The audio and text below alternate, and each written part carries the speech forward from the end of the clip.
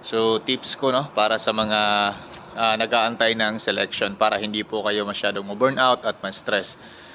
Tanggapin niyo po ang katotohanan na mayroon pong tamang time para sa atin.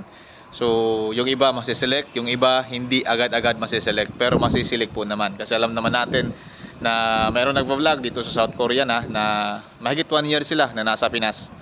So ibig sabihin po, hindi ho lahat sabay-sabay maha-hired. So tanggapin nyo na po na ganoon talaga yung proseso. So para hindi kayo ma-burn out, kasi baka hindi kayo ma-select this selection tapos baka mawalan kayo ng gana.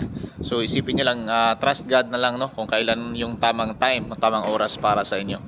Mahina din kasi yung ekonomiya ng South Korea ngayon, kaya medyo hindi ganoon karami yung mga nasiselect. Pero huwag kayong mag-alala, alam kong mauubos din, gaya ng KLT20, mauubos din yung mga namja na nasa roster. Yun nga lang, sinasabi ko, pray para mauna kayo, mauna kayo, na pray ninyo na sana mauna kayong maselect para matupad na yung mga pangarap ninyong makatulong sa inyong pamilya. So God bless you, and continue praying, continue trusting God.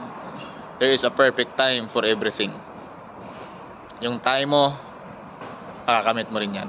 God bless.